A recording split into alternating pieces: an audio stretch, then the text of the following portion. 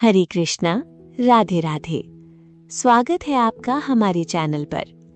आज हम लेकर आए हैं ज्येष्ठ मास महात्म्य के चौथे अध्याय की पावन कथा। लेकिन उससे पहले आपसे एक छोटा सा निवेदन है। अगर आपको हमारे ऐसे धार्मिक वीडियो पसंद आते हैं तो वीडियो को लाइक करें, अपने दोस्तों और परिवार के साथ शेयर करें और चैनल को सब्सक्राइब करके बेल आइकन जरूर दबाएं ताकि आपको हमारे हर नए वीडियो की जानकारी मिलती रहे।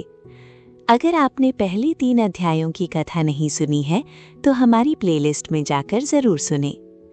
तो आइए श्रद्धा और भक्ति के साथ कथा का श्रवण करते हैं।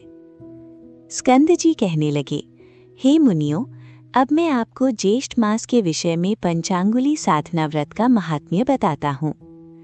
तब मुनियों ने कहा, हे प्रभु, आपने पंचमी व्रत का वर्णन किया था। अब कृपा करके ये बताइए कि मनुष्य अपनी कामनाओं की सिद्धि के लिए इस व्रत को कब करें और इसकी विधि क्या है, और ये भी बताइए कि इस व्रत का नाम पंचांगुली कैसे पड़ा। स्कंद जी कहने लगे, हे विप्रो, पूर्व समय में जब भगवान शिव ने कामदेव को भस्म कर दिया तब पार्वती जी अपने पिता के घर चली गईं। वे भगवान शिव को पति रूप में पाने के लिए कठोर तप करने लगीं। एक समय वे हिमालय की तलहटी में ऋषियों के आश्रम में गईं। वहां जाकर उन्होंने शांति और उपाय के विषय में पूछा। तब सप्तर्षियों में से एक ऋषि ने कहा, हे महाभागे, तुमने अत्यंत उत्तम प्रश्न किया है। मैं तुम्हें इसका उपाय विस्तार से बताता हूँ। ज्येष्ठ मास की तृतीया के दिन प्रातः काल उठकर शुद्ध जल से स्नान करना चाहिए। फिर नित्य कर्म करके शुद्ध वस्त्र धारण करें। इसके बाद भगवान का पूजन करें, ब्राह्मणों का सम्मान करें और इंद्रियों को वश में रखकर श्रद्धा से व्रत का पालन करें। ऋषियों के वचन सुनकर पार्वती जी अत्यंत प्रसन्न हुईं और उन्होंने इस व्रत का पालन करना प्रारंभ किया। इस व्रत के प्रभाव से भगवान शिव का मन उनकी ओर आकर्षित हुआ। वे विचार करने लगे कि पार्वती जी कहाँ हैं। फिर उन्होंने ध्यान द्वारा देखा कि पार्वती जी तप कर रही हैं। तब भगवान शिव ब्राह्मण के वेश में पार्वती जी के तपोवन में गए।